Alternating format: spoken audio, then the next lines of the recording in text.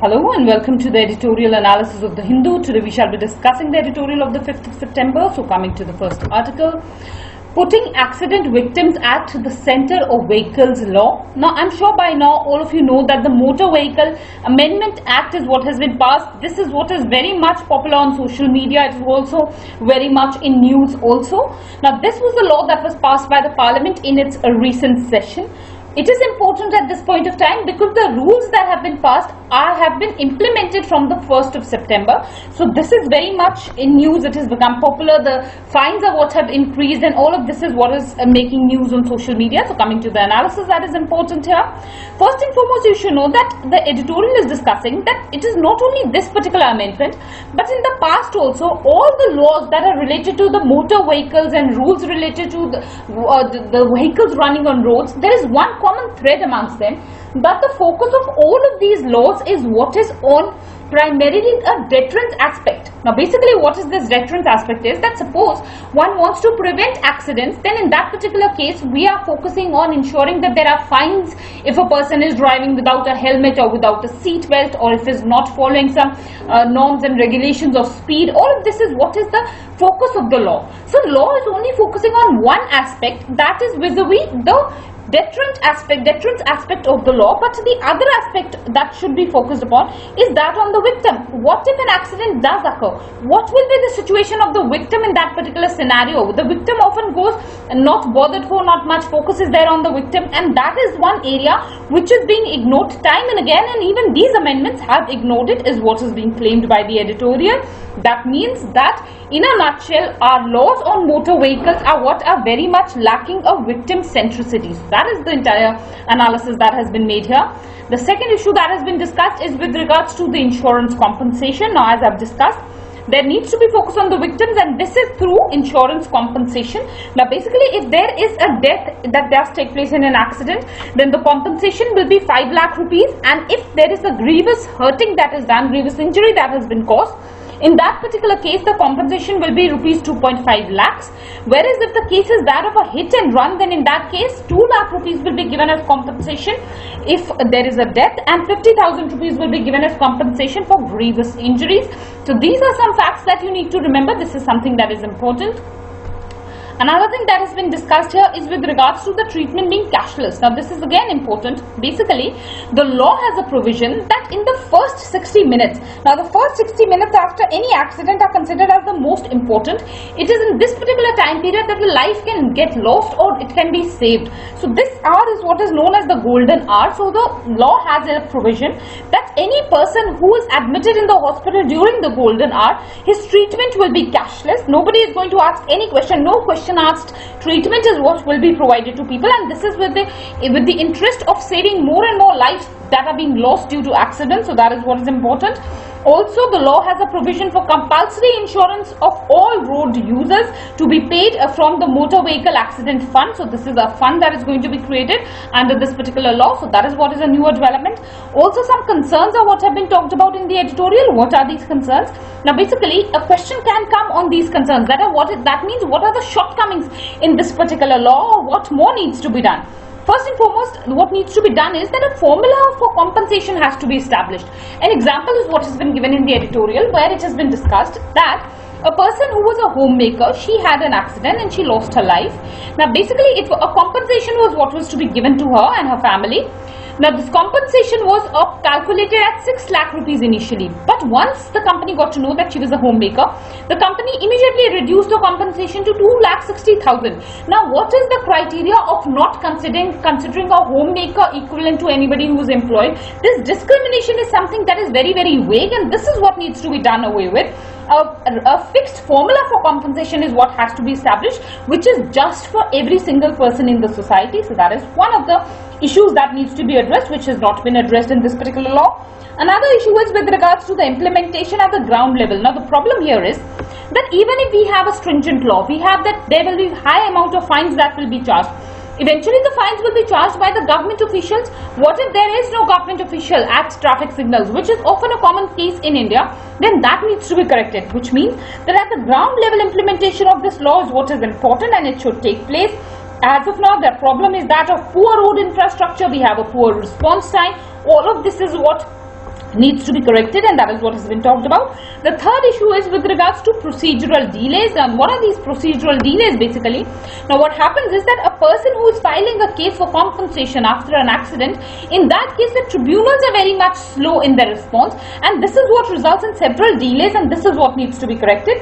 Lastly, the issue is that of disbursement. Now what is the issue here is that what happens often is that whenever a sum or what is to be given to the kith and kin of a family, of a person who has suffered or lost his life in an accident, or for that matter is grievously injured, in that particular case a number of other players come into action. For example, these are some relatives, some unscrupulous relatives of that person, some touts and agents come into play, and that is why a large sum or large part of the money is what is taken by them without and the money and actual benefit is not reaching the family. So what has been suggested is that instead of giving a lump sum payment should be given in smaller installments, so that no such kind of distortion of money or distortion of the funding or compensation is what does take place. So that is one suggestion which has been offered. Largely the article becomes important for this fourth point only, that is the concerns that have been talked about. Definitely we have discussed previously also articles on Motor Vehicle Act, and we will be discussing more articles on this, but this article particularly is important from the perspective of the shortcomings in the law and the concerns. So that is what is the relevance of this particular article. Otherwise the topic as such is important for General Studies paper 2, that is where you can find a question on this, so that is where you have to use it. Coming to the next article, Tending to the Heart. Now the context here is with regards to a study which has been published in the famous journal that is The Lancet. Now basically what is this study that has been published? It is a report which is known as PURE, which stands for the Prospective Urban Rural Epidemiology, which discusses about the epidemiology, means the diseases that are there in the urban as well as rural populations. That is why this article has been published. So coming to the analysis, first and foremost you need to know about the findings of this report. Now the findings here are that the first and foremost you should know that this study is what has been carried out in approximately 21 countries spread across 5 continents, and what has been found in this study is that CVD, which stands for the cardiovascular diseases. Cardiovascular diseases refer to all the diseases which are related to the heart. Now these diseases are the primary cause of death in the world. These are the leading cause of death, approximately 3 times higher as compared to cancer also. So this is what has been the finding of this particular study. Now another important analysis here is with regards to the risk burden versus mortality. Mortality means death rate. Now basically, ideally the relation should be directly proportional, that if the risk of this particular disease is high in a particular country, then mortality because of this disease should also be high in that country.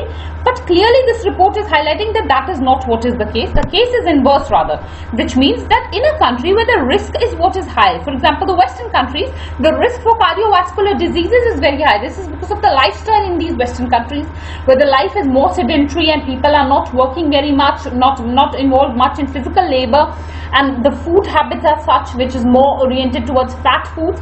That is why the risk of CVD is very high in Western countries. But when we compare it to the mortality due to CVD is comparatively lesser in Western countries as compared to countries like India, where risk burden for CVD is less but mortality is high. Now what is the cause for this inverse relationship? The cause here is the healthcare. Now basically the healthcare sector in Western countries is very much advanced. Largely a lot of the expenditure for healthcare is borne by the governments in Western nations. This is not the case in India. Here the healthcare facility is not only not available to a large extent, not accessible, not affordable. The issue is that of low quality healthcare system in India. Also the out-of-pocket expenditure on healthcare is one of the highest in India and the entire world. It is approximately 62.6% of the total health expenditure. So this is something that is a very high figure, and because of this what happens is that people are reluctant to even go ahead with their treatment. You have to understand that these non-communicable diseases, for that matter these cardiovascular diseases or some chronic diseases like cancer for that matter, or for that matter some other chronic diseases like a liver disease or these kind of diseases, these are lifestyle diseases, diabetes for that matter, and these kind of diseases require a treatment over a long time period, and this is the cause of concern in India, that people are not so much aware that they can sustain a long-term health treatment. Can the poor who are working daily for a daily wage afford a treatment which will approximately go on for 10 to 15 years? This is one issue because of which India is having a high degree of mortality because of these terminal diseases, and that is clearly what has been shown in this particular report. So that is one important analysis. Another important analysis is in the context of the Ayushman Bharat Yojana. Now basically, if you know, the Ayushman Bharat Yojana is a health insurance scheme which will focus on secondary and tertiary care, and that means that this will focus on largely non-communicable diseases, and it will focus on the insurance return will be given to people who will get admitted in the hospitals. So that is something that is important under the Ayushman Bharat Yojana, that this scheme, if functioning well, will have a lot of scope of bringing India out of this taboo of non-communicable diseases leading to higher mortality rate. So that is what has been talked about. Another thing that has been discussed, though briefly, not much has been delved into, is the cause for these CVDs being high in countries like India. Now the cause for this is what has been talked about, is primarily the cause is the ambient air pollution that is there. Not only ambient air pollution in the environment outside, but even indoor household air pollution is what is very, very high, and that is why CVD is what is one of the major diseases that is taking place in developing countries also. So that is what has been talked about, though definitely CVD as such is a very, very wide topic. This sector is in itself a subject basically, so you need not delve so much, but definitely this particular report is something that you should know about. And the question will not be very specific, it will not be about CVD in particular.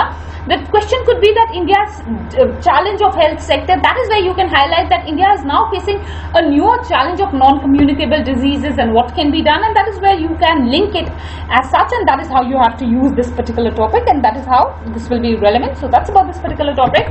Coming to the next topic, steaming back into the Indo-Pacific. Now the context here is with regards to the Indo-Pacific region. Particularly, I did not find the article very, very relevant because this article is more focused from foreign countries' perspective rather than India as such. So I have selectively extracted points which I particularly found important, which we could use in our paper. So that is how I will analyze it. So coming to the analysis, first and foremost is the idea of an area of agreement. Now basically, this is what is an example that has been given in the editorial. It's a rather historical example.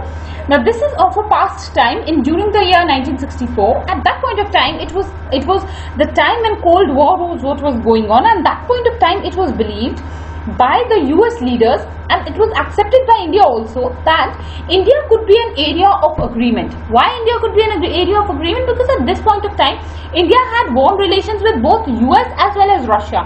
Even if India was said to be aligned with the Soviet Union at that point of time, India as such was not very directly involved in the Cold War and the Cold War politics. We all know that Pandit Jawaharlal Nehru had the idea of non-alignment, and that is why India was somewhat neutral. So it was believed that because India was in a neutral stance, and India was one country which had good, at least formal relations with both, so India could act as an area of agreement between the superpowers, and this was a type of geostrategy that was being followed by India at that point of time. This is what has been re-advocated, that even now when the superpowers are against each other, India can play that role. So that is the first analysis. The second issue is with regards to China's expansion. This is the cause of concern for all three basic countries. Primarily, this is a concern for US, we all know. This is a concern for India, we all know that. This is also a concern for Russia. Russia will also not be happy if China expands beyond measure, because in that case, China will also become a threat to Russia, and that is one aspect which has been analyzed in the editorial, where three countries have a similar vision.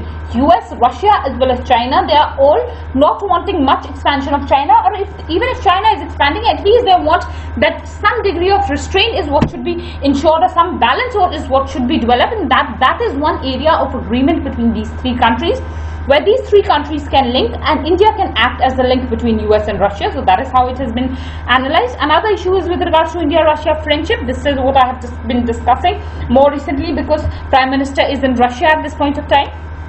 So this is what is a repetition largely. Only analysis that is important here is that this relation is being called as one of the best friendship for the past 4 decades. Why for past 4 decades? Because this is what is being considered as what started in the year 1971, when India was fighting a war in the then East Pakistan, that is now Bangladesh. At that point of time, Russia had stood by India, and that is when this friendship is what began. This has stood the test of time because it has stood the end of the Cold War I, which was ended in the year 1989, as well as the disappearance of the Soviet Union in the year 1991. So So all of this is what has been discussed here, that India and Russia are already very, very close, and Russia previously was doubtful of India's stand in the context of US. India was warming up to US, but this is what India has assuaged now. India has removed these apprehensions of Russia. India has given Russia the assurance that for India, Russia is a time-tested friend, so that is important. Also, we all know that Russia and China have warmed up. This is basically a type of a partnership where there is a psychological and diplomatic support that both Russia and China are giving to each other. This is primarily to counter the United States of America. Also, another cause of concern is that Russia itself is focusing on a Eurasian Economic Union. It wants all the countries that are neighboring Russia, Russia wants to unite them into a union which is going to be the Eurasian Economic Union. And China is having a similar initiative in the context of the Belt and Road Initiative. Despite both the countries having similar aspirations, they are not competing against each other. Rather, they are focusing on a necessity, a strategic necessity of a mutually beneficial partnership, and that is what Russia and China are doing.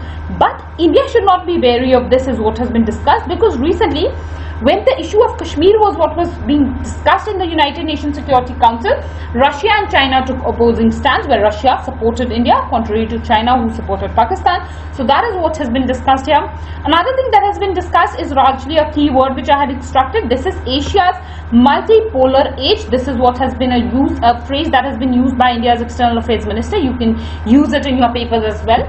That Asia as of now is not something that is going to be monitored or ruled by one particular major nation, be it China only. Rather, Asia is in a time where this is what is going to, where the stage is what has been set for a multipolar era. Here, India is important, Russia is important, China is important, US is important. Also, major other economies like Vietnam, Philippines, all the countries are rising, and that is why multipolarity is the characteristic of Asia, and Asia pivot rests on this multipolar economics or development. So that is one thing that has been discussed. Another important analysis that I particularly found important, it was in the context of the South China Sea dispute. Now, basically, here the role of Russia is what has been discussed. Russia has played a very, very positive role here. Why? Because Russia has maintained its good and cordial relations with China, which we all know, which we are appreciating also.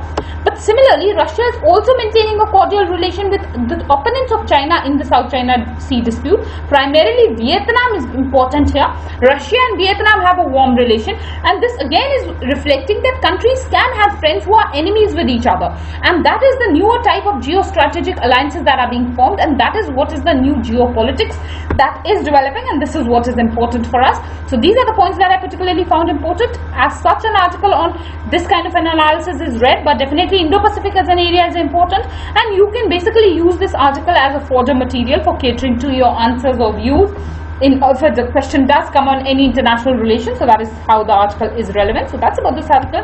Coming to the next article, listen to the unspoken. Now this is context with regards to Jammu and Kashmir. Basically, the article is only presumptive, and nothing major and concrete is what can be analyzed from this article, particularly to use in your answers. The issue is that since Jammu and Kashmir has been reorganized, the constitutional status of Article 370 is what has been lost.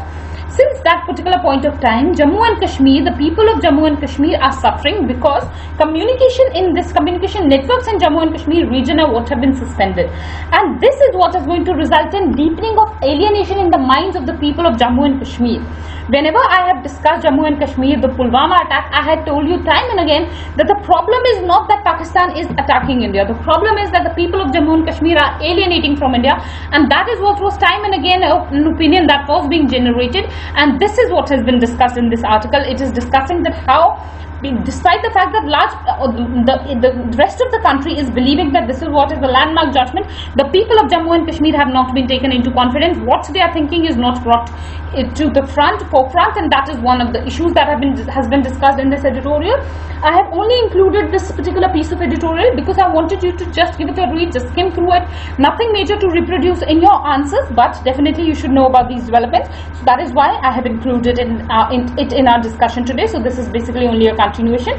Let's see, once these communication networks are opened, the stand of Jammu and Kashmir and the people of Jammu and Kashmir, the leaders of Jammu and Kashmir will become more clear to us, and that is when we will be able to make a better judgment. So that's about this particular article, and that's about our discussion today. I thank you all for watching the video.